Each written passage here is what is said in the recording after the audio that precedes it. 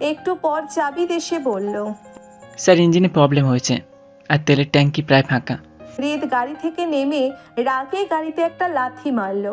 তারপর মাথার চুলগুলো টেনে ধরলো। তখন রিধি বলল, স্যার পেছনে আমরা একটা ছোটোখাটো গ্যারেজ ফেলে এসেছি। হৃদ কোনো উত্তর দিল না। জাবিদ বলল, কি বলছো? রিদি কোথায়? এই তো এখান থেকে 10 থেকে 15 মিনিট দূর হবে। হৃদ তখন বলল, জাবিদ, আমরা এগিয়ে গিয়ে দেখছি কোথাও রাতে থাকার জন্য জায়গা পাই কিনা। একসাথে দুজন গাড়ির পেছনে সময় দিলে রাতে থাকার ব্যবস্থা করতে করতে অনেক দেরি হয়ে যাবে। তুমি গাড়ি ঠিক করে আমাকে কল করো, আর গানটা সাথে করে রেখো। বিপদের আভাস পেলে সাথে সাথে আমাকে জানাবে। হৃদের কথায় সাই জানিয়ে জাবিদ গ্যারেজের দিকে চলে গেল। হৃদ এগিয়ে চলেছে কাঁচা রাস্তা দিয়ে। রিধি হৃদের পিছু পিছু যাচ্ছে। হঠাৎ রিধি চিৎকার করে বলল, ভাইয়া।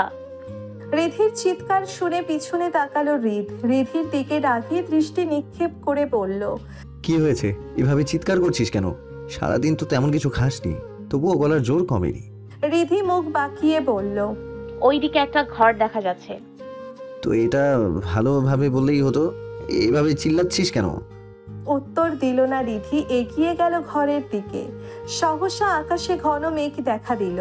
চাঁদটাও মুখ লুকিয়েছে মেঘের কোলে। শান্ত পরিবেশে দেখা দিল তুমুল ঝড়। আশেপাশে গাছের ডালপালা ভেঙে যাওয়ার অবস্থা প্রায়। কোথাও কোথাও গাছের ডালে মটমট শব্দ হচ্ছে। বৃষ্টি এখনো নামেনি, অথচ ক্ষণে ক্ষণেই মেঘ গর্জন করে উঠছে। কোথাও কোনো জনমানবের দেখা নেই। চারিদিকে যেন মরমর অবস্থা।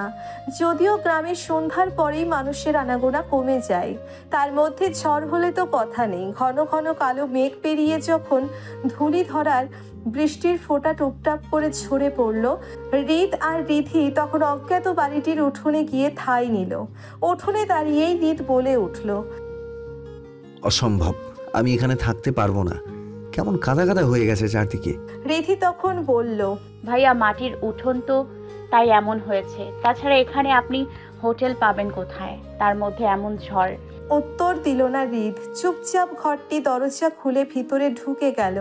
মাটির ঘর হওয়ায় সহজে ভিতরে ঢুকতে পড়ল রিধি আর হৃদ। টিনের চালে যখন রিমিঝিমি তালে বৃষ্টি পড়ছে, রিধি তখন বিচলিত স্বরে হৃদকে বলল, ভাইয়া বাড়িতে কল করা দরকার ছিল, সবাই হয়তো টেনশন করছে। আমি করতাম কিন্তু আমার ফোন অফ হয়ে গেছে। হৃদ তখন বিরক্তিকর খিটখিটে মেজাজে বলল, নেটওয়ার্ক পাচ্ছি না অনেকক্ষণ ধরে বাড়িতে, আর জাবিদকে কল করার ট্রাই করছি। না জানি এই ঝড়ের মধ্যে জাবিদ কোথায় আছে। হতাশ হয়ে ঘরে রাখা খাটটিতে বসল রিধি। ঝড় থেমে গেছে প্রায় আধা ঘন্টা। চারিদিকে গুমট পরিবেশ, চারপাশে গাছপালায় ভর্তি, তবুও গাছের একটি পাতাও নড়ছে না। কেমন ভ্যাপসা গরম। গরমের জন্যে মনেই হচ্ছে না একটু আগেও যে ধরিত্রীতে বাড়িধারা ঝরে গেছে। গরমের সাথে না পেরে রিধি ঘর থেকে বের হয়ে উঠোনে আসলো।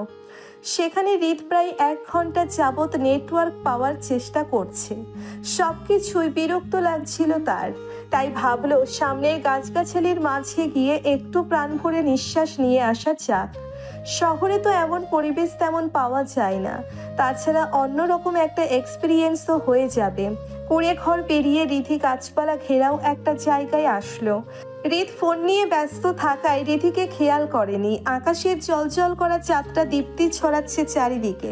রাস্তাঘাট যেন দিনের আলোর মতো স্পষ্ট। পাশেই একটি লেকের মতো দেখতে পেল রিধি। লেকের ঠিক মাঝ বরাবর থেকে জোনাকি পোকা চলে চলে উঠছে। খুশিতে হেসে ফেলল রিধি। লেকের ধারে পাশেই একটা বকুল ফুল গাছ দেখতে পেল রিধি। বকুল ফুলের মিষ্টি সুগন্ধে চারিদিকে মম করছে। বকুল ফুল দেখে রিধি নিজেকে আটকে রাখতে পারল না। দ্রুতগামী পায়ে এগিয়ে গেল বকুল ফুল গাছের নিচে। একটু আগে ঝড় বৃষ্টি হয়েছে বিধায় গাছের নিচে বকুল ফুলে ছেয়ে গেছে। রিধি ফুলগুলো হাতে নিয়ে সুগন্ধ নিল। আহ, এ যেন অন্যরকম প্রশান্তি। রিধি যখন ফুলের রাজ্যে মগ্ন, তখনই কুড়ে ঘরের দিক থেকে হইচইয়ের আওয়াজ শুনে পেল। রিধি দৌড়ে কুড়ে ঘরের দিকে গেল। সেখানে হৃদ কয়েকজন লোকের সাথে ধস্তাধস্তি করছে। রিধি তখন ব্যস্ত কণ্ঠে হৃদকে বলল, ভাইয়া এরা কারা আর কি হয়েছে? হৃদ তখন রাগী কণ্ঠে বলল, দেখতে পাচ্ছিস না মদ খেয়ে মাতলামো করছে। রিধিকে দেখেই দুজন লোক রিধির দিকে এগিয়ে যেতে যেতে বলল, এ তো দেখি একা না রে, সাথে মেয়েও আছে। আজ মনে হয় ভাগ্যটা অনেক ভালো, এদের থেকে টাকা কড়িও পাওয়া যাবে, আর সাথে মেয়েটাকেও। কথাটা বলেই বীভৎসভাবে হেসে উঠল তারা। রিধি কথা না বাড়িয়ে কোমর থেকে রিভলভার বের করে শুট করলো তার দিকে এগিয়ে আসা লোক দুটোকে। হৃদ কুড়ে ঘরের কাছে 5-6 জনের সাথে একাই মারামারি করছিল, কিন্তু এতগুলোর সাথে একা তেমন পেরে উঠছিল না। শুধু নিচের দিকে আসা আঘাতগুলো রুখে যাচ্ছিল, পাল্টা আঘাত করতে পারছিল না। রিধি হৃদের দিকে আস্তে আস্তে বলল, ভাইয়া আপনার রিভলভার কোথায়? হৃদ তেরামো করে বলল, রিভলভারে বুলেট থাকলে কি আমি এদের সাথে এভাবে মারামারি করি? রিধি কিছু না বলে সামনের দিকে শুট করতে যাবে, তখন শুনতে পেল গ্রামবাসীদের হইচইয়ের শব্দ। গ্রামবাসীরা এদিকেই আসছে বুঝতে পেরে লোকগুলো পালিয়ে জঙ্গলের দিকে গেল। রিধি গিয়ে হৃদের কাছে এসে দাঁড়ায়। গ্রামবাসীরা এসে তাদের ঘেরাও করে দাঁড়ালো। এতগুলো মানুষের মাঝে এভাবে দাঁড়িয়ে থাকতে নিজেকে কেমন অপরাধী অপরাধী লাগছে তার। রিধি যখন এসব ভাবছিল তখন গ্রামবাসীর একজন বলল, তোমরা কে আর এখানে কি করছো? হৃদ তখন বলল, আমরা বিপদে পড়ে এখানে আশ্রয় নিয়েছি, আমরা একটা কাজে এখানে এসেছিলাম। তখন গ্রামবাসীর মাঝে চাপা গুঞ্জন শোনা গেল, কে এরা? রাতের বেলার একসাথে দুটো যুবক যুবতী, এদের মাঝে কি সম্পর্ক? এরা কি বিবাহিত নাকি অবিবাহিত দুটো ছেলে মেয়ে? এসব কানাঘুষো শুনতে পেয়ে হৃদ রাগী সুরে বলল, লিসেন, আমরা ভাই বোন, সো স্টপ দিস। তখন ভিড় থেকে কেউ বলল, ধরা পড়লে তো এরকম অনেকেই ভাই বোন সাজে। হৃদ তখন খেপে গিয়ে লোকটার কলার ধরে বলল, what do you mean by ধরা পড়লে? হৃদের এমন ব্যবহারে গ্রামবাসীরা আরো ক্ষিপ্ত হলো। তাদের মাঝে একজন বলে উঠল, মেয়ে নিয়ে ধরা পড়েছে, আবার বড় বড় কথা বলছে, আবার আমাদের উপর চড়াও হচ্ছে। ধরো এদের, আজই এখানে এদের বিয়ে দেওয়া হবে। রিধি তখন ঠান্ডা মাথায় বলল, দেখুন, আমরা সিআইডিতে কাজ করি, আমাদের গাড়িটা খারাপ হয়ে গেছে, তাই নিরুপায় হয়ে এখানে আশ্রয় নিয়েছি। তখন আর একজন মহিলা বলে উঠল, এদের তো কথারই ঠিক নেই। একজন বলছে তারা সম্পর্কে ভাই বোন, তো আরেকজন বলছে তারা নাকি সিআইডি। কথাটা শেষ করেই মহিলাটি নোংরাভাবে হেসে উঠল। রিধি তখন বলল, আপনাদের বিশ্বাস হচ্ছে না তো? আমরা সিআইডি। ওয়েট, আমাদের অফিসিয়াল আইডি কার্ড দেখাচ্ছি। রিধি হৃদের দিকে গিয়ে বলল, ভাইয়া, আপনার আইডি কার্ডটা এদের দেখান। হৃদ পকেটে আইডি কার্ড না পেয়ে বলল। কার্ড গাড়িতে ফেলে এসেছি। রিধির মাথায় যেন আকাশ ভেঙে পড়ল। ফ্যাকাশে মুখ করে বলল, আমার আইডি তো এখনো হয়নি, এখন কি করব? তখন গ্রামবাসীদের মধ্যে এক মাঝবয়সী লোক বলল, দেখেছো, এদের সব কথাই মিথ্যা। খারাপ কাজ করতে এসে ধরা পড়ার পরেও এখন নাটক করছে। হৃদের রাগে তার লোকটার কলার ধরে বলল, হেই ননসেন্স, মাইন্ড ইউর ল্যাঙ্গুয়েজ, তা না হলে এখনই তোকে খুন করে ফেলবো। হৃদের এমন কাজে গ্রামবাসীদের সাথে তার ছোটখাটো মারামারি হয়ে গেল। হৃদ বা গ্রামবাসী কাউকেই আটকাতে পারেনি। আপাতত হৃদকে গ্রামবাসীরা মিলে কুড়ে ঘরে বন্দি করে বাইরে দাঁড়িয়ে পাহারা দিচ্ছে, আর রিধিকে 4-5 জন মহিলা মিলে ধরে রেখে নানা রকম কথা বলছে। রাত প্রায় শেষের দিকে ফজরের আজান শোনা যাচ্ছে চারিদিক থেকে। এমন সময় কাজী এসে উপস্থিত হলো। কাজীকে অনেক আগেই খবর দেওয়া হয়েছিল, কিন্তু গ্রামের রাস্তা হওয়ায় আস্তে আস্তে এত দেরি হলো। 3 ঘন্টার প্রচেষ্টায় অনেক চোরাচুরি করে গ্রামবাসীরা মিলে শেষ পর্যন্ত রিধি আর হৃদের বিয়েটা দিয়ে দিল। নতুন সম্পর্কে আবদ্ধ হলো রিধি। 3 কপল তাদের সম্পর্ককে অন্যদিকে মোড় দিল। রিধি থম মেরে দাঁড়িয়ে আছে, বুঝতে পারছে না কি থেকে কি হয়ে গেল। আর হৃদ উঠোনে বসে রাগে দাউ দাউ করে জ্বলছে। চারিদিকে দিনের আলো ফুটে গেছে। গ্রামের অনেকেই চলে গেছে, আবার অনেকেই এখনো দাঁড়িয়ে আছে। গাড়ি ঠিক করে অনেকক্ষণ অপেক্ষা করার পরেও জাবিদ যখন হৃদকে ফোনে পেল না, তখন জাবিদ হৃদের ফোনের লোকেশন ট্রেস করে কুড়ে ঘরের সামনে উপস্থিত হলো। গ্রামবাসীদের কাছে সব কথা শুনে ক্রোধান্বিত স্বরে বলল, আপনারা কি করছেন? ওনারা তো ঠিকই বলেছিল। জানেন, অন ডিউটি অফিসারদের হ্যারাসমেন্ট করার অপরাধে আমরা আপনাদের জেলে ঢোকাতে পারি। তখন গ্রামবাসীদের কিছু লোক ভীত হয়ে হৃদের পা ছড়িয়ে পড়ল। ভুল হয়ে গেছে, মাফ করে দিন। মাঠে ঘাটে খেটে খাওয়া মানুষ আমরা, গ্রামের বদনাম হওয়ার ভয়ে এমনটা করেছি। গ্রামের বদনাম হলে আমাদের মেয়েগুলোকে বিয়ে দিতে গেলে অনেক কথা শুনতে হতো, আমাদের মাফ করে দিন। হৃদ দাঁড়িয়ে পড়ল, জাবিদকে বলল। গাড়ি ঠিক হয়েছে? জাবিদ মাথা এপাশ ওপাশ করে হ্যাঁ বলল। তখন হৃদ ভিড় ঠেলে হনহনিয়ে চলে গেল। তাকে অনুসরণ করে রিধি আর জাবিদও চলে এলো। গাড়িতে চুপচাপ বসে আছে হৃদ, কোনো কথা বলছে না। ঢাকায় ফেরত যাবার পথে ভোরকে হসপিটাল থেকে পিক আপ করে নিল জাবিদ। ঢাকার দিকে এগিয়ে চলেছে কালো রঙের গাড়িটা। গাড়ির পিছনের সিটে বসে আছে হৃদ আর রিধি। একসাথে বসে আছে, তবুও তাদের মাঝে আকাশ পাতাল ফারাক। বাইরের স্নিগ্ধ হাওয়া ছুঁয়ে দিচ্ছে হৃদ আর রিধিকে। শান্ত হাওয়ার সাথে তাল মিলিয়ে একজন ভাবছে নিজের অনিশ্চিত ভবিষ্যৎ নিয়ে, আর একজন নিজের ভালোবাসার মানুষকে হারানোর ভয় পাচ্ছে।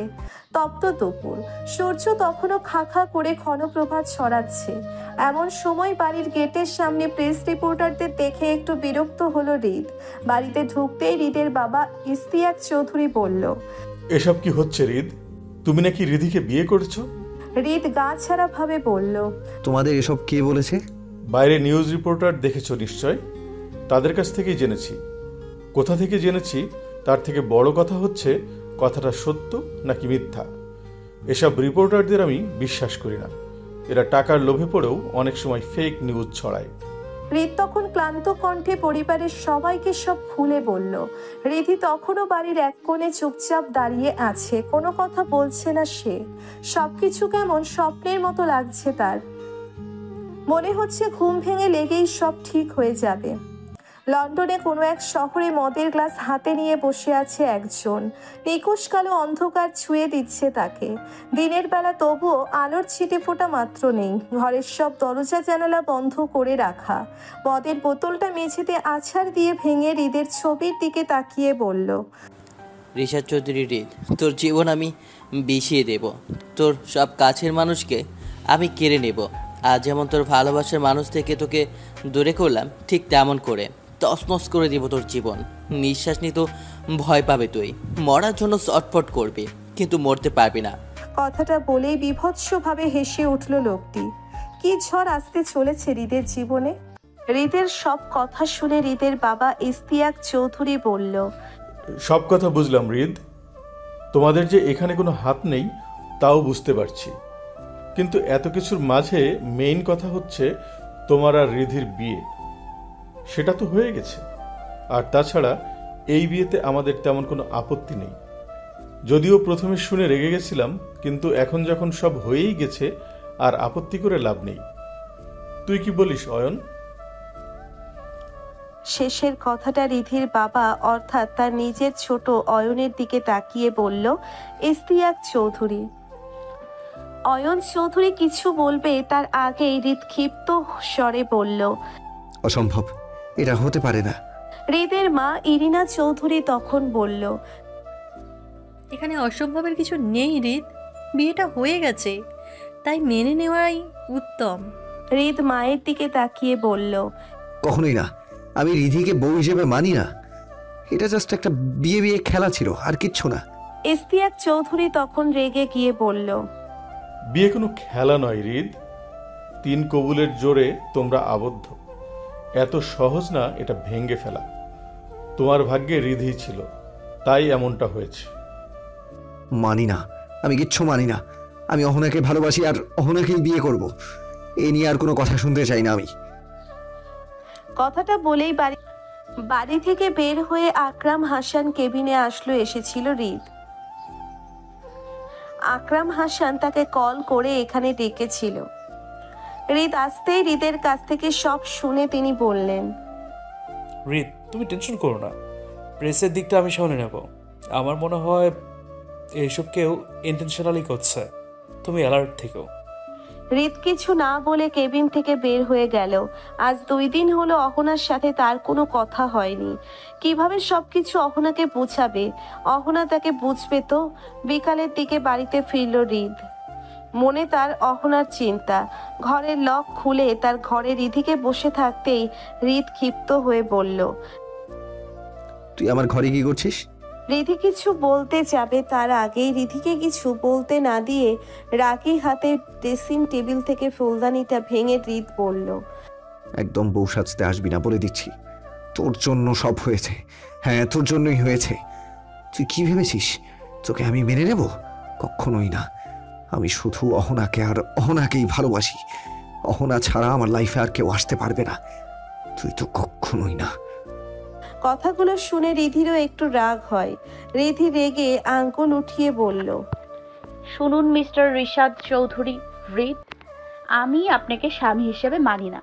সারা জীবন একা থাকবো, তবুও আপনার সাথে কখনোই না। আবির, রিশা আপু, রিকি আর রীতি আমাকে এ ঘরে বন্দি করে গেছিল, তাই আমি এখানে। সবসময় নিজেকে ইম্পর্টেন্ট দেয়া বন্ধ করুন। কথাগুলো শুনে রিধিরও একটু রাগ হয়। রিধি রেগে আঙ্গুল উঁচিয়ে বলল। কথাটা বলেই নিজের ঘরে চলে গেল রিধি। সে আসতে চায়নি এই ঘরে। রিশা, আবির, নীতি, রকি জোর করে তাকে এখানে রেখে এসেছিল। তা না হলে চেঁচিয়ে অপমানিত হতে কখনোই আসতো না সে। পরের দিন সকালবেলায় বাড়ি থেকে বের হয় হৃদ। আপাতত সে ফরেনসিক ল্যাবে আছে। সে জানে ল্যাবে এখন অহনা একাই থাকবে। কাল থেকে অহনা তার কল ধরছে না। অহনার সাথে কথা বলা তার খুব জরুরি। ল্যাবের দরজা ঠেলে ভিতরে ঢুকলো ছাদ।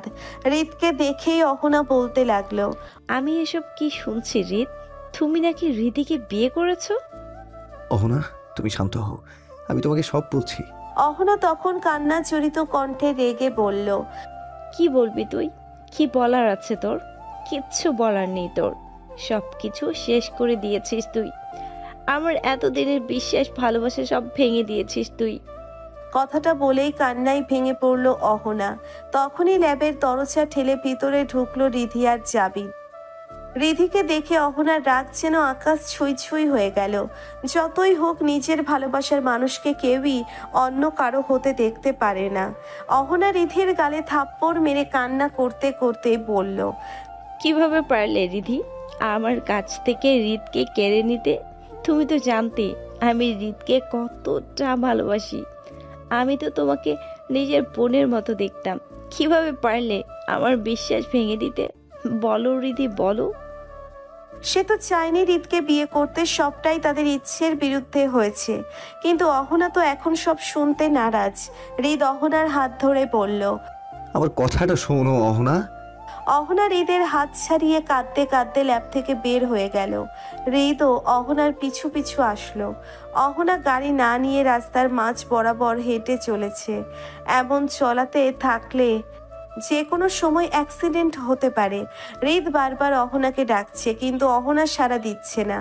অহনা যখন হাঁটতে হাঁটতে পায়ে ব্যথা পেয়ে বসে পড়ল, ঠিক তখন খুব দ্রুতগামী একটা ট্রাক অহনাকে ধাক্কা মেরে চলে গেল। অহনার রক্তে রাঙা নিথর দেহটা পড়ে রইল রাস্তার ঠিক মাঝ বরাবর।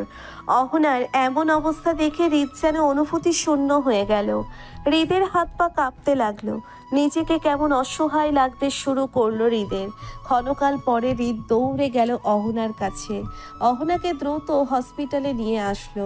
সন্ধ্যে 7টা। অহনার বাবা মা অনেক আগেই হসপিটালে এসে উপস্থিত হয়েছে। চৌধুরী পরিবারেরও অনেকেই এসেছে। অহনাকে তারা আগেও দেখেছে হৃদের সাথে কাজের সূত্রে, তাই মেয়েটার এমন অবস্থার কথা শুনে হসপিটালে চলে এসেছে তারা। জাবিদ, রিধির, ভোর, শিশিরও আছে। সবার মুখে চিন্তার ছাপ। উপস্থিত হলেন এসিপি আকরাম হাসান ও। 1 ঘন্টা ধরে অপারেশন হচ্ছে ভেতরে। হাসপাতালে করিডোরের এক চেয়ারে বসে আছে হৃদ। পরনের শার্টটা রক্তে ভেজা। অপারেশন কেবিনে লাইট নিভে যেতেই হৃদ দ্রুত এগিয়ে গেল ডাক্তারের কাছে। দুর্বল স্বরে বলল, অহনা ভালো আছে তো? কিছু হয়নি তো অহনার? ও বেঁচে যাবে তো? ডাক্তার তখন বলল, আপনি ভেতরে যান, রোগী আপনাকে দেখতে চাচ্ছে। ডাক্তারের কথা শুনে হৃদ দ্রুত অপারেশন কেবিনে ঢুকলো। শুভ্র সাদা চাদর চড়ানো অহনার গায়ে। হৃদ ধীর পায়ে অহনার কেবিনের পাশে চেয়ারে বসলো।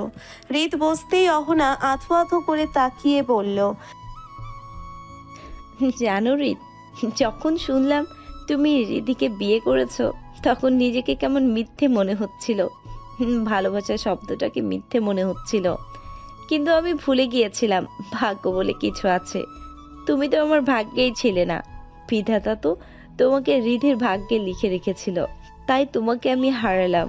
হৃদির চোখ দুটো কখনো দেখেছো রিত? কি মায়া ওর চোখে। ওকে দেখলেই আমার আরশির কথা মনে পড়ে। আরশি আমার ছোট্ট বোন ছিল। ও মারা যাওয়ার পর একা হয়ে গিয়েছিলাম আমি। তারপর তোমার সাথে দেখা হলো।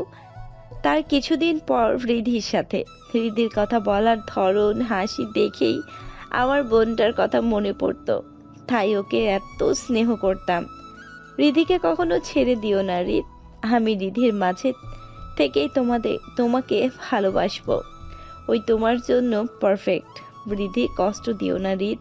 রিত তখন অহনার হাত ধরে বলল, আমার কথাটা শুনো অহনা। না রিত, তোমাকে কিচ্ছু বলতে হবে না। আমি তোমাকে বিশ্বাস করি রিত। শেষ বেলায় না হয় আমার কথাটাই তোমার জন্য শেষ হোক, সমাপ্তি যতটুকু আমাদের ভালোবাসার। আমি জানি আমি মারা গেলেও তুমি আর কাউকে বিয়ে করবে না। গুমড়ে গুমড়ে মরবে নিজের মধ্যে। তাই এটাই আমার শেষ ইচ্ছে যে তুমি রিধিকে ছেড়ে দিবে না। কথাটা বলেই শেষ নিঃশ্বাস ত্যাগ করলো অহনা। পাড়ি দিল না ফেরার দেশে। পরের দিন সকালে রিধি মাত্র ঘর থেকে নিচে নেমেছে, তখনই তার বড় মা বলে উঠল, রিধি কোথায় যাচ্ছিস? হ্যাঁ বড় মা, অফিসে যাচ্ছি। এসিপি স্যার দেখা করতে বলেছে। এরিনা চৌধুরী তখন রিধির হাত ধরে রিধিকে নিয়ে সোফায় বসালো। রিধিকে নিচের মুখোমুখি বসিয়ে বলল, শোন মা, বিয়ে হচ্ছে সৃষ্টিকর্তার ইচ্ছে।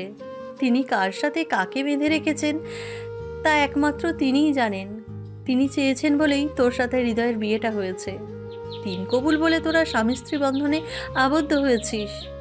তুই মানলেও হৃদ তোর স্বামী, আর না মানলেও হৃদয় তোর স্বামী। বিয়ে তো একটা পবিত্র সম্পর্ক। তাই তুই চেষ্টা কর হৃদকে মেনে নিতে। বড় মা, ভাইয়া আমাকে কখনোই মানবে না। আর ভাইয়া আনহা আপুকে ভালোবাসে। তাই আমি কিভাবে একা মানিয়ে নিব? তখন রিধির মা অয়ন চৌধুরী মেয়ের কাছে এসে বলল, অহনা মারা গেছে রিধি। আর তাছাড়া হৃদ তোর স্বামী, তাই তাকে সামলানোর তোর দায়িত্ব। সেই কাল থেকে ছেলেটা কিছুই খায়নি। যা খাবারগুলো নিয়ে হৃদের ঘরে যা, ওকে খাইয়ে আয়। রিধি তখন কিছু একটা ভেবে বলল, ঠিক আছে, খাবারগুলো আমার হাতে দাও। অয়না চৌধুরী চলে গেলেন খাবার আনতে।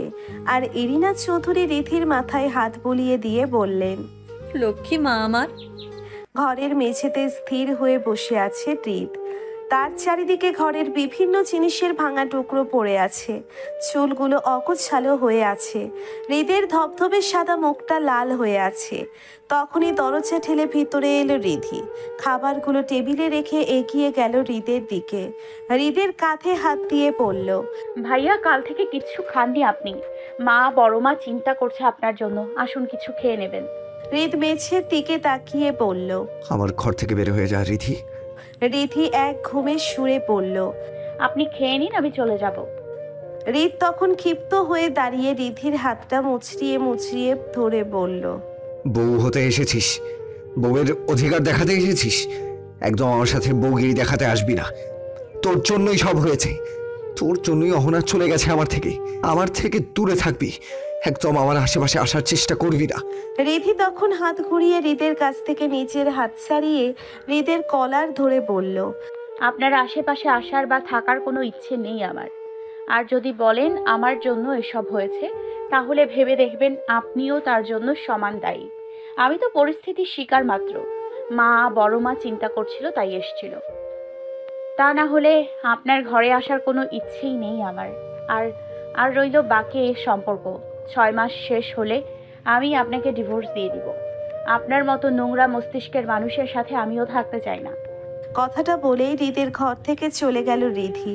আর রিধির চাওয়ার দিকে অপলক দৃষ্টিতে চেয়ে রইল হৃদ। আজ 15 দিন হলো রিধির সাথে হৃদের দেখা হয় না। রিধি হৃদের সামনে যায় না, আর না হৃদ রিধির সামনে পড়ে। না রিধি হৃদের সামনে যায়, আর না হৃদ রিধির সামনে পড়ে। হৃদ এখন বেশিরভাগ সময় নিজেকে ঘরবন্দি করে রাখে। যতটুকু সময় বাইরে থাকে কোনো কেস আছে কিনা দেখে চলে আসে। দায়িত্বে গাফিলতি পছন্দ করে না হৃদ। কখন বাড়িতে ফিরে কখন বের হয় তার কোনো ঠিক ঠিকানাও থাকে না। এ দিয়ে ইরিনা চৌধুরী যথেষ্ট টেনশনে থাকেন ছেলেকে নিয়ে। আর রিধির ভার্সিটি আর কেস নিয়েই সময় কাটে। হৃদ আপাতত এসব থেকে একটু দূরে আছে, তাই কাজের চাপটাও বেশি পড়ছে রিধি জাবিদার ভোরের উপর। তপ্ত দুপুরে পেরিয়ে সন্ধ্যা হতে চলেছে। রিধি আশিকের থেকে নোট কালেক্ট করে বাড়ির গাড়ি নিয়ে বাড়ি ফিরছে।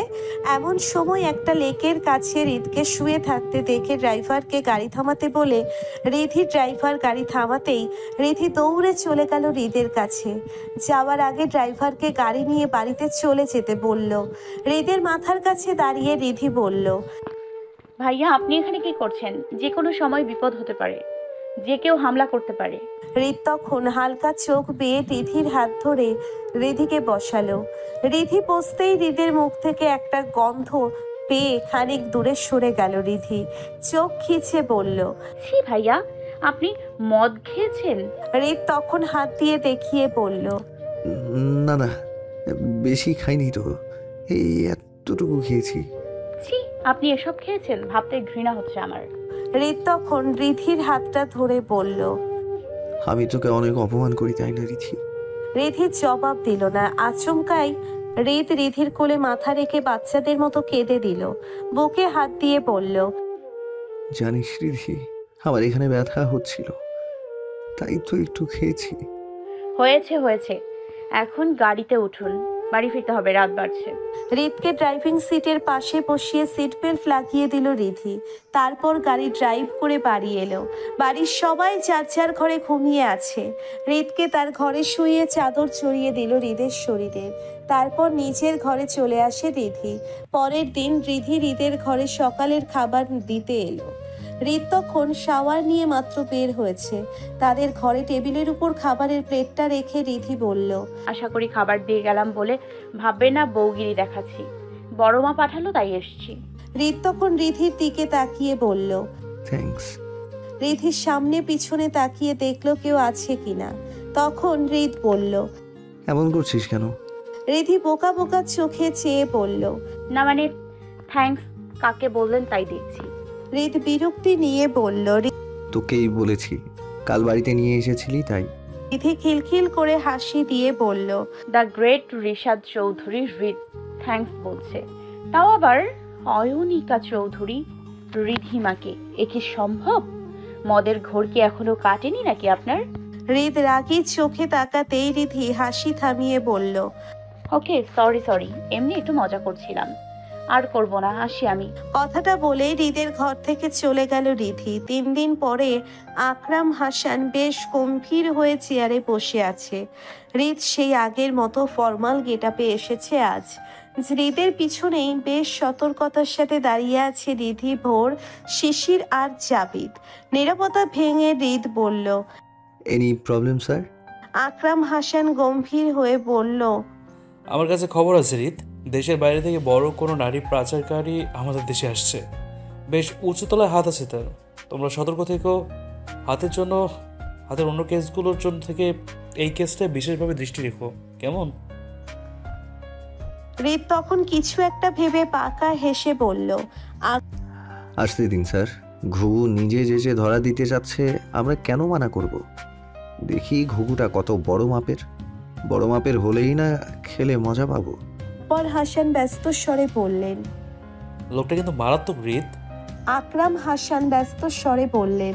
হৃদ তখন কিছু না বলে বাঁকা হাসলো, যার অর্থ তার মনে গোপন কোনো ফন্দি চলছে।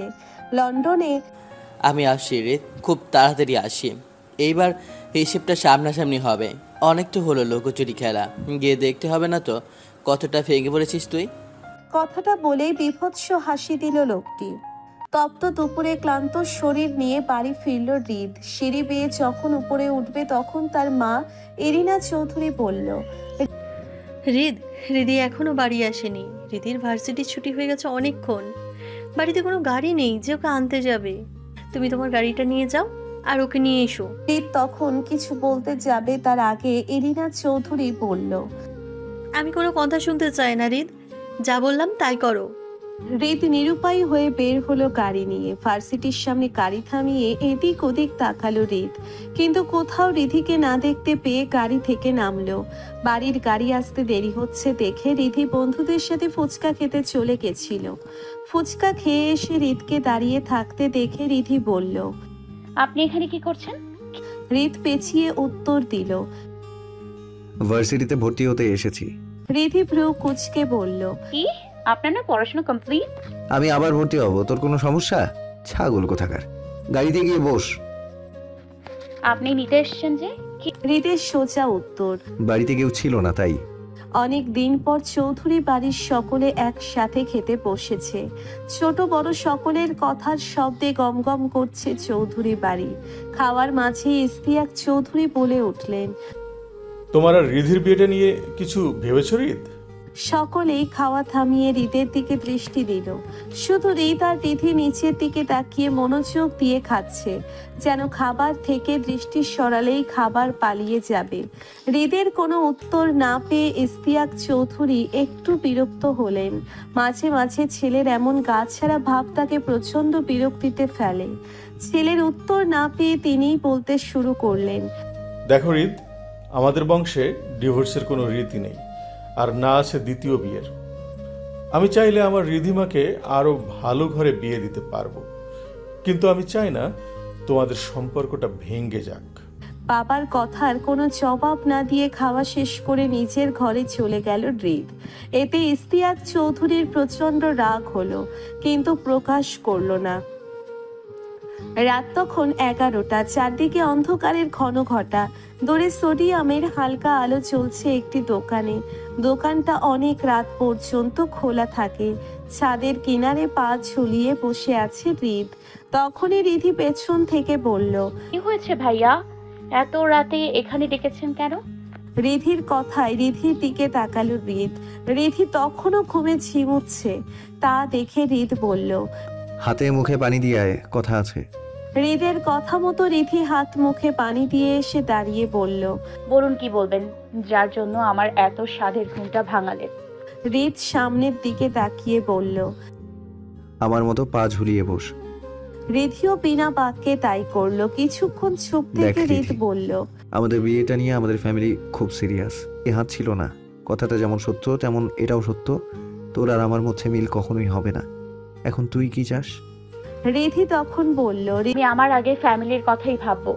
ওদের খুশিতেই আমি খুশি। আমি নিজের খুশির জন্য ওদের কষ্ট দিতে পারবো না। হ্যাঁ, আমার আর আপনার মাঝে কোনো মিল নেই, তবে ফ্যামিলির জন্য তো একটা চান্স নেওয়াই যায়।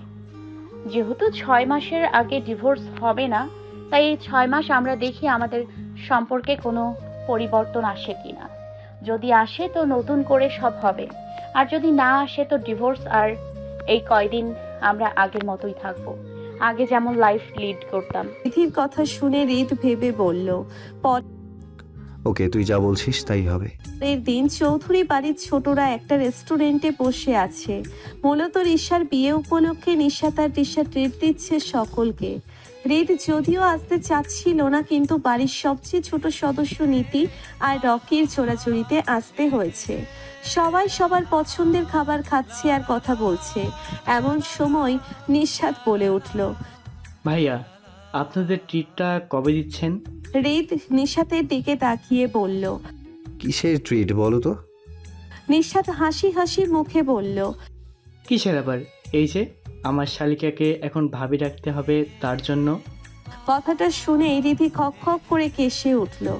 রিশা পাশ থেকে পানির গ্লাস নিয়ে রিধিকে দিল আর মাথায় হাত বুলিয়ে দিতে লাগলো নিশাত আবির নীতি রকি নিচের দিকে মুখ লুকিয়ে হাসতে লাগলো। প্রায় অনেকক্ষণ হয়েছে রিধিদের খাওয়া দাওয়া শেষ। মাত্রই রেস্টুরেন্টের থেকে বের হবে এমন সময় হৃদ বলল, তোরা বাড়ির দিক যা, আমার একটা কাজ পড়ে গেছে, ফরেনসিকে যেতে হবে। এক এক করে সবাই গাড়িতে ওঠার পর যখন রিধি গাড়িতে উঠতে যাবে হৃদ তখন বলল, লেটস গো রিধি। রিধি তখন না বুঝতে পেরে বলল, হৃদ রাগী স্বরে বলল, তোকে নিয়ে প্রেম করতে যাচ্ছি না নিশ্চয়ই, ফরেনসিকে যেতে হবে। রিধি তখন মুখ ভেঙিয়ে বিড়বিড় করে বলল, খবিশ কোথাকার, সোজা কথা সোজা করে বলতে পারে না। 3টের সময় একটি পুরনো গোডাউনে এলো রিধি আর হৃদ। জাবিদ এখনো এসে পৌঁছয়নি। শিশির সাইবার নেটওয়ার্কে কিছু দেখে হৃদ আর রিধিকে ইনস্ট্রাকশন দিচ্ছে। ভোর আপাতত 2 দিনের ছুটি নিয়ে অসুস্থ মাকে দেখতে গেছে। গোডাউনের চারিদিকে অন্ধকার। হৃদ তখন কানে লাগানো ব্লুটুথে হাত দিয়ে শিশিরকে বলল, হ্যাঁ শিশির, আর ইউ শিওর? আনিস মির্জার সেই ফোনটার মধ্যে এখানকার লোকেশন দেখাচ্ছে? ইয়েস স্যার, আজকে ওখানে অনেক বড় একটা ডিল হবে, তবে প্ল্যানের মূল মাস্টারমাইন্ড আজ আসবে কি না তা বলা যাচ্ছে না। আমরা ইনফরমেশন নিয়ে জেনেছি ডিলারদের বাম হাতদের আজ দেখা যাবে। হৃদ ছোট্ট করে উত্তর দিল। ওকে। শিশির তখন বলল, স্যার পুলিশ টিমকে পাঠাবো, বড় কোনো ঝামেলা হতে পারে। হৃদ তখন বাঁকা হেসে বলল, তার কোনো দরকার নেই। রিশাদ চৌধুরী হৃদ নিজেই একটা বড় ঝামেলা। রিধি হৃদের পিছনেই দাঁড়িয়ে সব কথা শুনছিল। হৃদের কথা শেষ হতেই বলল, স্যার কতজন হবে ওরা? 18-20। পুলিশ প্রোটেকশন নিলে ভালো হতো না? হৃদ রিধির দিকে বাঁকা চোখে তাকিয়ে বলল, ভয় পাচ্ছিস নাকি? না তেমন না, তবে ওরা তো অনেকেই আছে। জাবিদ ভাইয়াও এখনো এসে পৌঁছায়নি। আমরা তো এটাও জানি না ওদের কাছে মারাত্মক কোনো আর্মস আছে কিনা। আমি আছি তো, এত কিছু নিয়ে তোকে চিন্তা করতে হবে না। আমরা আজকে জাস্ট গোপনে ওদের ফলো করব, আর ওদের মেইন মোটিভটা কি তা জানবো। তার মানে আজকে আমরা কোনো হামলা করব না, আমরা জাস্ট প্রমাণ কালেক্ট করব। প্রমাণ হিসেবে আনিস মির্জার ফোনটাই যথেষ্ট ছিল। ছিল। মেইন মাস্টারমাইন্ডকে ধরতে হলে আজ এখানে আসা জরুরি ছিল। শোন, তুই এখনো আমাদের গাড়ির কাছে যাবি, আর আমি সব প্রমাণ কালেক্ট করে তোকে সিগন্যাল দিতেই স্পিডে গাড়ি স্টার্ট দিবি। আমি তখনই গাড়িতে এসে উঠে পড়ব। সময় মাত্র 20 মিনিটস। এখান থেকে যাওয়ার ঠিক 15 মিনিট পর তোকে যা বললাম তা করবি। একটু এদিক সেদিক হলে কিন্তু ওরা টের পেয়ে যাবে। হৃদ চোখের পাতা ফেলে বলল, ওকে ডান। হৃদ সামনের খোলা রাস্তার দিকে তাকিয়ে বলল, you ready Riddhi? Yes sir. Okay then let's go, the time starts now. রাত 12টা ফাঁকা রাস্তায় হাই স্পিডে গাড়ি চালাচ্ছে হৃদ। পাশেই রিধি বসে হৃদের ফোনে করা একটু আগে ভিডিওটা দেখেছে খুব মনোযোগ সহকারে। ফোন থেকে দৃষ্টি সরিয়ে রিধি হৃদকে বলল, আমরা কি কাল পার্টিতে যাচ্ছি তাহলে? হৃদ কিছু না বলে বাঁকা হাসি দিল। ব্যাস, যা বোঝার বুঝে গেল রিধি। চারিদিকে নিঝুম থমথমে পরিবেশ, মাতালদের আনাগোনা। উচ্চস্বরে গান বাজছে ক্লাবটিতে। স্টেজে একটা মেয়ে গান গাইছে, আর তার আশেপাশে ডান্সাররা ডান্স করছে। বড় বড় নেতা মন্ত্রীদের চেলারাও ভিড় করেছে। তখনই ক্লাবে প্রবেশ করলো হৃদ আর রিধি। রিধি নিউ কালো সিল্কের একটা শাড়ি পরেছে, চুলগুলো খোলা, চোখে বড় ফ্রেমের চশমা, পায়ে হাই হিল, মুখে মেকআপ করে রেখেছে। আর হৃদ ঢিলা ঢালা একটা সাদা পাঞ্জাবি পরেছে, মুখে গোফ লাগানো, বাম গালে বড় একটা আঁচুলি। একটু পরপর পান খেয়ে পিক ফেলছে হৃদ। দুজনকেই যে কেউ প্রথমে দেখে চিনতে পারবে না। ক্লাবে ঢুকে রিধি নিজে চশমাটা সামনের দিকে এঁটে হৃদকে বলল, স্যার জাবিদ আর ভোর স্যার কোথায়? হৃদ সামনের দিকে একটি লোকের দিকে তাকিয়ে হেসে চাপা কণ্ঠে বলল, এখানেই আছে, ওয়েটারের বেশি। কথাটা বলেই হৃদ আর রিধি দূরে সরে দাঁড়ালো। গানের তালে তালে নাচছিল রিধি।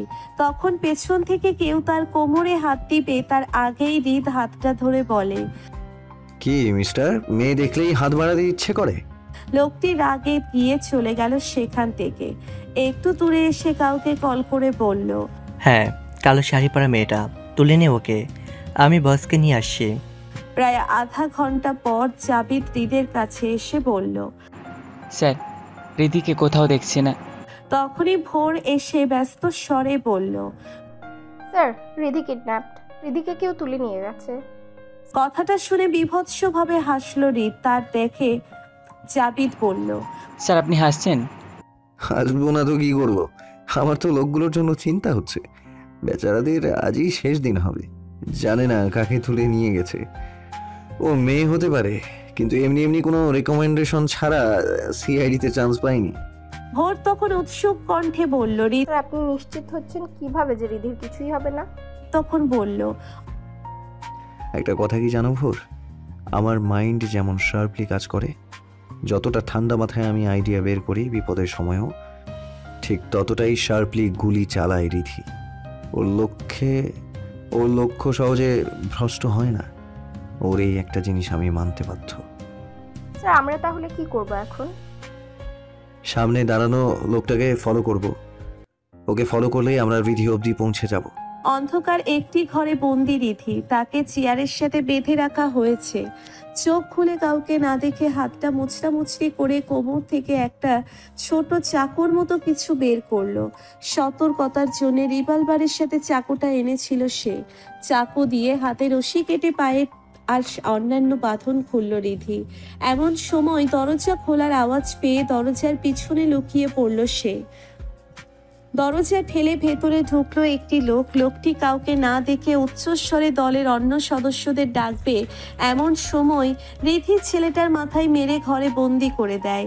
বন্দি করে পিছনে তাকিয়ে দেখে 4 থেকে 5 জন লোক তার দিকে এগিয়ে আসছে। রিধি একটি ড্রামের পিছনে নিচের পজিশন দিয়ে এক এক করে গুলি করলো। ড্রামের পেছন থেকে বের হবে এমন সময় রিধি অনুভব করলো তার পিছনে কেউ দাঁড়িয়ে আছে। পেছনের লোকটি যেই রিধির মাথায় রড দিয়ে বাড়ি মারতে যাবে তার আগেই রিধি লোকটার হাত থেকে রড মেরে নিয়ে পেটে লাথি মারলো। লোকটা মেঝেতে পড়ে গেল।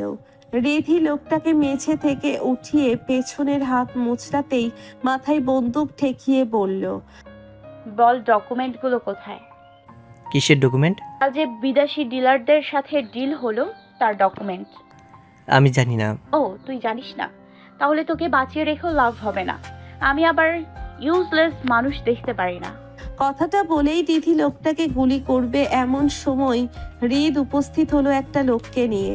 লোকটি আনিস মির্জার ছোট ভাই আকিব মির্জা। হৃদকে দেখে থেমে গেল রিধি। ততক্ষণে জাবিদ ভোর গিয়ে আকিব মির্জা আর তার চেলাকে একটি চেয়ারের সাথে বেঁধে ফেললো। হৃদ হাতের হাতা গুটিয়ে নিতে নিতে লোক দুটোর সামনে চেয়ার পেতে বসলো। পায়ের উপর পা রেখে বসে বলল, আনিস মির্জার ছোট ভাই আকিব মির্জা, একদম ভাইয়ের পথেই হাঁটছিলি, কিন্তু মিস্টেক হয়ে গেল যে তোর ভাইয়ের ফোনটা তো আমার কাছে। বিজনেসের আড়ালে মাদক নারী পাচার করা, তোদের মতো লোকদের জন্য অন্যান্য বিজনেসম্যানদের বদনাম হয়। তো মুখ খুলবি নাকি তোর ভাইয়ের কাছে তোকেও পাঠিয়ে দেব? আকিব মির্জা তখন বলল। হৃদ জাবিদের দিকে তাকিয়ে বলল, এদের নিয়ে যাও, সেবা করো, যতক্ষণ না এরা মুখ খুলছে কি কি করতে হবে বলে দিতে হবে না? নিশ্চয়ই। জাবিদ ভোর ঢোক গিলে লোক দুটোকে নিয়ে গেল। হৃদ রিধির কাছে এসে বলল, অলরাইট রিধি, তুই ঠিক আছিস তো? রিধি তখন চোখ পাকিয়ে হৃদের দিকে তাকিয়ে বলল, আমার জন্য এত দরদ আবার আপনার কবে থেকে হয়? হৃদ উত্তর না দিয়ে রাগী দৃষ্টি নিক্ষেপ করে বাইরে চলে এলো। পরের দিন ভার্সিটির ছুটির পর রিধি ঠিক করলো যে কফি খেতে যাবে। তাই আশিক আর রিধি কফি শপে খেতে গেল। রিধি আর আশিক কফি খাচ্ছে আর হেসে হেসে কথা বলছে। এমন সময় হৃদ গাড়ি নিয়ে বাড়ি ফিরছিল। রিধিকে আশিকের সাথে বসে থাকতে দেখে গাড়ি থামালো হৃদ। গাড়ি থামিয়ে কিছু একটা ভেবে কফি শপের ভিতরে গিয়ে রিধিকে বলল, রিধি বাড়ি চল, ছোট মা তোর জন্য চিন্তা করছে। রিধি হৃদের দিকে তাকিয়ে বলল, আপনি এখানে? বাড়ি চল বলেই হাত ধরে টান দিল হৃদ। আরে এখন কি করে যাব? মাত্র কফিটা আনলাম, আপনি যান আমি আসছি। তখন রিধির দিকে তীক্ষ্ণ দৃষ্টিতে তাকিয়ে রাগী স্বরে বলল, আমি যখন বলেছি এখন যাবি তো এখনই যাবি। আবার আপনি বললেই আমাকে যেতে হবে কেন? আমি এখন যাব না। কথা না শুনলে কি হয় জানিস তো? আমি জোর করে তাকে সেটাই করাই। কথাটা বলে রিধিকে টেনে কফি শপের বাইরে আনলো হৃদ। রিধির দিকে তাকিয়ে বলল, গাড়িতে ওঠ। আপনার গাড়িতে উঠবো কেন? ড্রাইভার আমার জন্য গাড়ি নিয়ে এসেছে। হৃদ গাড়ি স্টার্ট দিয়ে বলল, আমি ড্রাইভারকে চলে যেতে বলেছি, এখন উঠবি নাকি চলে যাব? উপায় না পেয়ে গাড়িতে উঠে বসলো। রিধির মাথা ব্যথা করছিল তাই চোখ বুজে বসেছিল। চোখ খুলে যখন দেখলো গাড়ি বাড়ির রাস্তায় না দিয়ে অন্য রাস্তায় যাচ্ছে, রিধি তখন বলল, এটা কোন দিকে যাচ্ছেন? বাড়ির রাস্তা তো ওই দিকে না। হৃদ কোনো কথা না বলে গাড়ি চালাতে লাগলো। গাড়ি একটি বড় কফি শপের সামনে থামিয়ে হৃদ বলল, গাড়ি থেকে নাম। নামবো মানে? বাড়িতে যাব তো। হৃদ কোনো কথা না বলে গাড়ি থেকে রিধিকে নামিয়ে কফি শপের ভিতরে ঢুকে একটা টেবিলে বসলো। টেবিলে বসে 10 কাপ কফি দিতে বলল। কফি দিয়ে যেতেই হৃদ বলল, নে শুরু কর। রিধি বুঝতে না পেরে বলল, শুরু করব মানে কি? কেন তখন না কফি খাওয়ার জন্য পাগল হয়ে যাচ্ছিলি? এখন 10 কাপ কফি শেষ করবি, তারপর এখান থেকে উঠবি। রিধি উচ্চস্বরে হৃদের দিকে তাকিয়ে বলল, কি না জি, চুপচাপ শুরু কর। রিধি তখন ছলো ছলো চোখে হৃদের দিকে তাকিয়ে কফি খাওয়া শুরু করলো। এক এক করে 7 কাপ কফি খেয়ে রিধি বলল, আর খেতে পারবো না, আর খেলে বমি চলে আসবে। অনেক কষ্ট করে এতগুলো শেষ করেছি। এভাবে অবুঝ বাচ্চাদের মতো একদম তাকাবি না, চুপচাপ খা, তারপর সব কথা। রিধি তখন প্রায় কেঁদেই ফেলবে তা দেখে হৃদ বলল, নেক্সট টাইম আমার কথা অমান্য করার আগে আজকের কথা মনে করবি। কথাটা বলেই হৃদ কফি শপ থেকে বের হয়ে এলো। রিধি তার পিছু পিছু এসে গাড়িতে চড়ে বসলো। বিকাল 3টা। রিধি বসার ঘরে বসে টিভিতে খুব মনোযোগ দিয়ে মুভি দেখছে। এমনভাবে দেখছে যেন চোখ সরালেই মহাভারত অশুদ্ধ হয়ে যাবে। এমন সময় হৃদ তার ঘর থেকে তার মাকে বলে উঠল, মা, ও মা, আমার জামাগুলো আয়রন করে গুছিয়ে রাখুনি কেন? এরিনা চৌধুরী তখন রাগ দেখিয়ে বলল, পারবো না আমি, অনেক করেছি। এখন বিয়ে করেছিস, বউ দিয়ে করা। ভেবেছিলাম ছেলে বিয়ে করলে আমার কাজটা একটু কমবে, তা না, কোথায় কি হচ্ছে। অয়না চৌধুরী তখন রান্না থেকে বসার ঘরে এসে রিমোট দিয়ে টিভি বন্ধ করে দিল। রিধি বিরক্ত চোখে মায়ের দিকে তাকিয়ে বলল, এটা কি করলে মা? অয়না চৌধুরী তখন রাগীর স্বরে বলল, চুপচাপ হৃদের ঘরে গিয়ে ওর জামাগুলো গুছিয়ে দিয়ে আয়। রিধি উপায় না পেয়ে হৃদকে বকতে বকতে হৃদের ঘরে ঢুকলো। ঘরে ঢুকে দেখে হৃদ বারান্দায় দাঁড়িয়ে আছে। হৃদকে শুনিয়ে শুনিয়ে রাগীর স্বরে বলল, সামান্য জামা গুছিয়ে রাখতে পারে না, আবার ডায়লগ তার আমি ঋষাদ চৌধুরী হৃদ, পারেন কি আপনি? হৃদ তখন ঘরে এসে রিধির দিকে তাকিয়ে বাঁকা হেসে বলল, বউ গুছিয়ে রাখতে পারি আমি। হৃদের কথায় রিধি থ মেরে দাঁড়িয়ে হৃদের দিকে তাকিয়ে রইল। হৃদ তখন বলল, আমি জানি আমি দেখতে সুন্দর, তাই বলে এইভাবে তাকিয়ে থাকবি? ছেলে বলে কি আমার লজ্জা নেই? রিধি তখন চুপচাপ হৃদের জামাগুলো শুকিয়ে দিতে দিতে লাগলো। আর হৃদ বারান্দায় গিয়ে জাবিদকে কল করে বলল, হ্যালো জাবিদ, মুখ খুলেছে? ওকে, ফাইলগুলো পেয়েছো?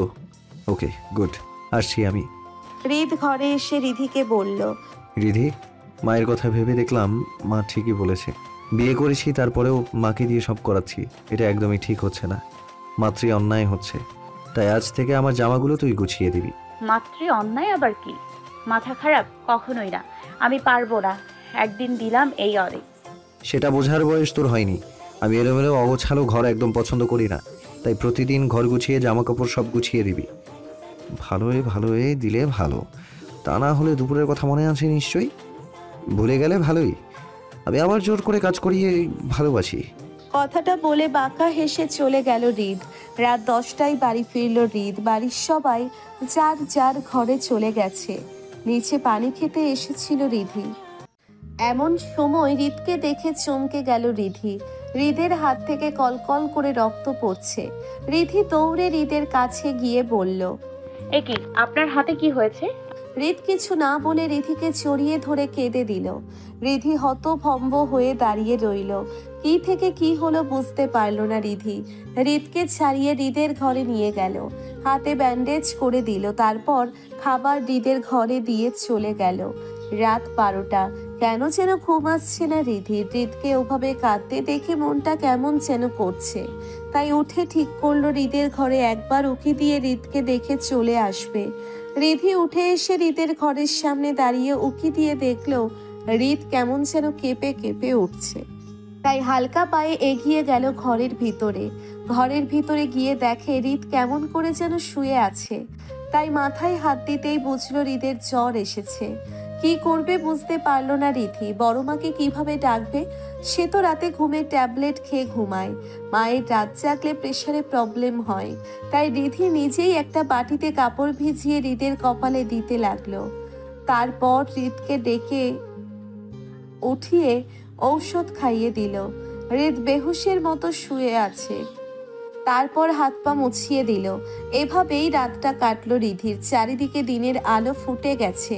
হৃদ একটু একটু করে তাকিয়ে দেখলো রিধি মেঝেতে বসে বিছানার উপর মাথা রেখে শুয়ে আছে। জ্বরটা এখন একটু কমেছে। হাত মুখ ধুয়ে ফ্রেশ হওয়া দরকার, তাই রিধিকে ডাকলো হৃদ। এক ডাক দিতেই রিধি ধরপড় করে উঠে বসলো, তারপর বলল, আপনি ঠিক আছেন? কিছু কি দরকার? হ্যাঁ, আমি এখন ঠিক আছি, তুই ঘরে গিয়ে শুয়ে পড়। রিধি মাথা তুলিয়ে চলে যাবে এমন সময় পিছনে ফিরে হৃদকে বলল, সারা রাত জেগে সেবা করলাম, একটা থ্যাঙ্কসও তো দিতে পারেন। হৃদ গা ছেঁড়া ভাব নিয়ে বলল, তুই আমার বউ, সো এটা তোর দায়িত্ব, থ্যাঙ্কস দিবি কেন? রিধি অবাক হওয়ার স্বরে বলল, কিসের বউ? কেন, ভুলে গেছিস নাকি? সেটা 6 মাস পর ঠিক হবে, বউ কিনা। রিশাদ চৌধুরী হৃদের মাথায় যদি কিছু ঢুকে যায় তখন সে কারো কথা শুনে না। রিধি বুঝতে না পেরে বলল, সেটা তোকে বুঝতে হবে না, ঘরে গিয়ে ঘুমিয়ে পড়। রিধিও হৃদের কথা মতো তাই করলো। দুপুরবেলা হৃদ তার মাকে ঘর থেকে ডেকে বলল, মা, আমার খাবারটা ঘরে দিয়ে যাও, আমি নিচে যেতে পারবো না। ইরিনা চৌধুরী গা ছাড়া ভাব নিয়ে বলল, আমি পারবো না, তোমার বউকে বলো। সে তার অসুস্থ স্বামীকে না খাইয়ে নিজে খেতে বসে গেছে। রিধি এতে একটু লজ্জা পেল। সত্যিই তো, হৃদ এখন অসুস্থ। মানুক বা না মানুক, হৃদ তো তার স্বামী, তাকে খাবার না দিয়ে নিজে খেতে বসে গেছে। এটা একদমই ঠিক হয়নি। তাই নিজের খাবার শেষ করে হৃদের জন্য খাবার নিয়ে ঘরে গেল রিধি। হৃদ বিছানায় শুয়ে আছে। রিধির ডাকে মুখ তুলে রিধির দিকে তাকালো হৃদ। রিধি তখন হৃদকে বলল, খাবারটা খেয়ে নিন, তারপর ঔষধ খেতে হবে। হৃদ অন্যদিকে মুখ করে শুয়ে বলল, মাকে আসতে বল, আমার হাতের ব্যথা বেড়েছে, হাত নাড়াতে পারছি না, মাকে খাইয়ে দিতে বল। বড় মা আসতে পারবে না বলে দিয়েছে, সে নাকি আপনার কোনো কাজ করে দিতে পারবে না। তাহলে তুই খাইয়ে দে, তোর জন্যই তো মা আমার কোনো কাজ করে দিচ্ছেন না। রিধি মুখ বাঁকিয়ে বলল, আমি কেন খাইয়ে দিব? কারণ তুই আমার বউ, বোন দুটোই, তাই তোর আমার প্রতি দ্বিগুণ দায়িত্ব পালন করা উচিত। আবির তখন হৃদের ঘর ওভারটেক করে যাচ্ছিল। হৃদের এমন কথা শুনে শব্দ করে হেসে বলল, ভাইয়া, তোমার আর কোনো বোন নেই না? মানে ঋষা আপু বাদে? হৃদ তখন প্রশ্নোত্তর চোখে তাকিয়ে বলল, কেন? না মানে আমিও তাকে বিয়ে করে বউ বোন দুইটাই বানিয়ে দ্বিগুণ সেবা নিতাম। হৃদ তখন আবিরের দিকে তাকিয়ে বাঁকা হাসি দিয়ে বলল, আমার আরেকটা বোন লাগবে কেন? মেডিকেল কলেজে যে অরিন নামের মায়ের পিছে ঘুরিস তাকে আমি জানি না ভেবেছিস? আবির তখন কথা না বাড়িয়ে মুখে মিথ্যে হাসি ফুটিয়ে বড় বড় পা ফেলে চলে গেল। সে জানে এখানে থাকলে আরো অনেক কিছু ফাঁস করে দেবে তার বড় ভাই, তাই আপাতত কেটে পড়াই উত্তম। রিধি আর হৃদের বিয়ের পর কেটে গেছে 3 মাস। এখন আর রিধির সাথে তেমন ঝগড়া করে না হৃদ, তবে নিজের সব কাজ রিধিকে দিয়ে করায়। রিধি না করতে চাইলে জোর করে করায়। রাত বিরেতে হুট করে ডেকে কফি বানিয়ে আনতে বলে। প্রথম বিরক্ত হলেও এখন আর বিরক্ত হয় না রিধি, বরং মনের মধ্যে ভালো লাগা কাজ করে তার। ভার্সিটিতে এসেছে রিধি তাকে ভার্সিটিতে নামিয়ে দিতে এসেছে। রিধি চলে যাবে এমন সময় রিধিকে ডাকলো। রিধি পিছনে তাকিয়ে বলল, কি? আশিকের সাথে বেশি কথা বলবি না, দরকার ছাড়া তো নাই। কেন? আমি বলেছি তাই। আপনি বললেই আমাকে শুনতে হবে নাকি? হ্যাঁ, আশিক আমার বেস্ট ফ্রেন্ড, ছোটবেলা থেকেই একসাথে পড়াশোনা করেছি আমরা, ওর সাথে কথা বলা বাদ দিতে পারবো না আমি। হৃদ সামনের দিকে দৃষ্টি দিয়ে বলল, আমার কথার যেন কোনো নড়চড় না হয়, তাহলে খারাপ হবে। কথাটা বলেই হৃদ গাড়ি চালিয়ে চলে গেল। ভার্সিটিতে সবগুলো ক্লাস হয়নি আজকে। আশিকও আজ আসেনি। সবকিছু বোরিং লাগছিল রিধির, তাই ভার্সিটির পিছনের রাস্তা নিয়ে ভার্সিটির লেকের দিকে যাচ্ছিল রিধি। এমন সময় কোথা থেকে একটা গাড়ি এসে হুট করে রিধিকে গাড়িতে উঠিয়ে চোখে কালো কাপড় বেঁধে দিল। আধা ঘন্টা পর জ্ঞান আসলো রিধির। চারিদিকে অন্ধকার, কোথাও মানুষের অস্তিত্ব মাত্র নেই। রিধি চিৎকার করে বলল, কেউ আছেন? না কোনো জবাব এলো না। হঠাৎ করেই একটা লাইট এসে চোখে পড়ল রিধির। কেউ একজন এগিয়ে আসছে তার দিকেই। লোকটির মুখ ঢাকা। রিধি কিছু বলবে তার আগেই রিধিকে লোকটা একটা ভিডিও দেখালো আর কিছু ডকুমেন্টস দেখালো। তারপর বলল, আমাদের কথা মতো কাজ না করলে সব ভাইরাল করে দেব। রিধি উঁচু স্বরে বলল, এসব করে আপনাদের কি লাভ? আমাদের কি লাভ তা আপনাকে ভাবতে হবে না, যা যা বলছি তাই করুন। খোলা রাস্তায় এলোমেলো পায়ে হাঁটছে রিধি। সব কি কেমন উল্টো পাল্টা লাগছে। কে করবে কিচ্ছু বুঝতে পারবে না রিধি। বাড়ি ফিরে নিজের ঘরের দরজা বন্ধ করে দিল। রিধিকে নিতে ভার্সিটিতে গেছিল, কিন্তু ভার্সিটিতে কোথাও রিধিকে না পেয়ে রেগে গেল রিধ। ক্ষিপ্ত গতিতে গাড়ি চালিয়ে বাড়ি ফিরল। তার মনে একটা কথাই বাজছে। রিধিকে না করার পরেও রিধি কেন অন্য গাড়িতে করে একাই বাড়ি এলো? বাড়িতে ঢুকেই ইরিনা চৌধুরীকে বলল, মা, রিধি কোথায়? ইরিনা চৌধুরীর ছেলের দিকে তাকিয়ে দেখলো হৃদের চোখ মুখ লাল হয়ে আছে। তাই হৃদের কাছে গিয়ে বলল, কি হয়েছে হৃদ? রিদি তো ঘরে। হৃদ উত্তর না দিয়ে ধূপধাপ পা ফেলে উপরে উঠে এলো। রিধির ঘরের দরজায় ধাক্কা দিয়ে বলল, রিধি, দরজা খোল, কথা আছে। ওপার থেকে কোনো আওয়াজ না পেয়ে হৃদ আবার বলল, রিধি, দরজা খুলতে বলেছি। তখনই দরজা খুলে গেল। রিধির চুলগুলো কেমন এলোমেলো অগোছালো হয়ে আছে, চোখ দুটো ফুলে আছে, মুখটা লাল হয়ে আছে। হৃদ এক পলক রিধির দিকে তাকিয়ে বলল, তোকে না বলেছিলাম ভার্সিটির ছুটি হওয়ার পর দাঁড়াতে? রিধি উত্তর দিল না। হৃদ আবার বলল, কি হলো, কথা বলছিস না কেন? রিধি তখন নিচের দিকে তাকিয়ে বলল, আমার এখন কথা বলতে ভালো লাগছে না। কথাটা বলেই ঘরের দরজা আবার লক করে দিল রিধি। এমনটা করাতে হৃদের রাগ আরো বেড়ে গেল। আরো কিছুক্ষণ রিধির দরজার সামনে দাঁড়িয়ে থেকে চলে গেল। এরপর কেটে গেছে আরো 3 দিন। রিধি হৃদের সাথে তেমন কথা বলে না। ফরেনসিক বা অফিসে গেলে অন্য সবার সাথে কথা বললেও হৃদের সাথে কথা বলে না, ঝগড়াও করে না। চুপচাপ নিজের কাজ সেরে চলে আসে। ভার্সিটিতেও নিজে গাড়ি চালিয়ে চলে যায়। হৃদ কোনো কাজ করে দিতে বললে বলে, পারবো না। এই নিয়ে হৃদের রাগ দিনকে দিন আকাশ সমান হচ্ছে। তাই ফরেনসিক থেকে বাড়িতে এসে রিধিকে বলল, রিধি, আমার ঘরে আয়, কথা আছে। রিধি কোনো জবাব দিল না। হৃদ আবার বলল, ঠিক 10 মিনিট পরে যেন তোকে আমার ঘরে দেখি, তা না হলে খারাপ হবে। ঘরে এসে ফ্রেশ হয়ে নিল হৃদ। 10 মিনিটের বদলে আধা ঘন্টা হয়ে গেল রিধি এলো না। হৃদ আর পারলে নিজের রাগটা সামলে রাখতো। ধূপধাপ পা ফেলে রিধির ঘরের দিকে গেল। রিধির ঘরে গিয়ে দেখলো রিধি চোখ বুজে কানে ইয়ারফোন দিয়ে গান শুনছে। তা দেখে হৃদ যেন আরো চলতে লাগলো। ঘরের দরজা লক করে ফুলদানিটা মেঝেতে ছুঁড়ে ফেললো। রিধি চোখ খুলে দেখে হৃদ তার সামনে দাঁড়িয়ে। হৃদের চোখ মুখে রাগ স্পষ্ট। হৃদ রিধির হাত থেকে ফোনটা নিয়ে মেঝেতে ছুঁড়ে ফেললো। ফোন ভেঙে টুকরো টুকরো হয়ে গেছে। রিধি তখন হৃদের দিকে তাকিয়ে বলল, ফোনটা ভাঙলেন কেন?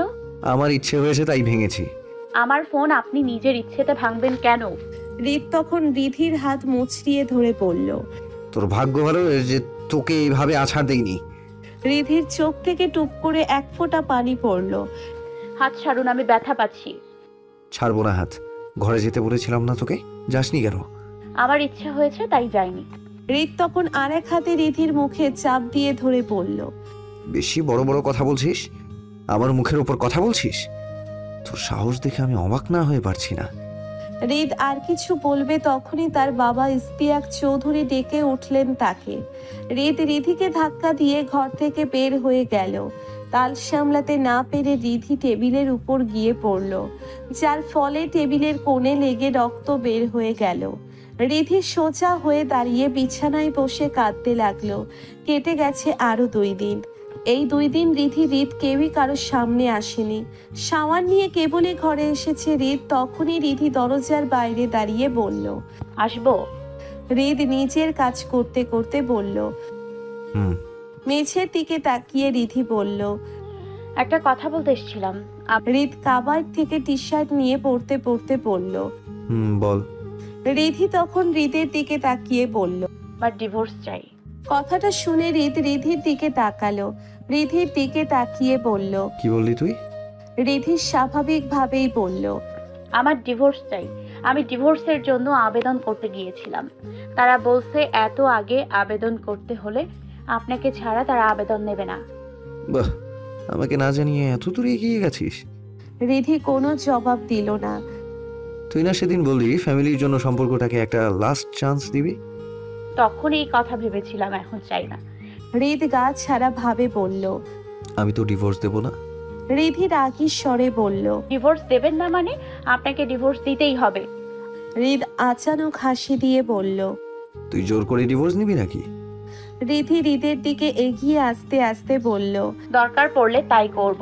আর আপনি না বলেছিলেন আমার মতো মেয়েকে আপনি বউ হিসেবে মানেন না? ডিভোর্স দিয়ে দেবেন তো এখন কথা ঘোরাচ্ছেন কেন? হাসি থামিয়ে হৃদ স্বাভাবিক মুখ করে বলল, ঘোরাচ্ছি, আমার ইচ্ছে হয়েছে তাই। আর রিশাদ চৌধুরী হৃদ যা ঠিক করে তাই করে, কেউ তা পাল্টাতে পারে না। আর কেউ কিছু নিয়ে জোর করলে তো আরো বেশি করে তার উল্টোটা করে।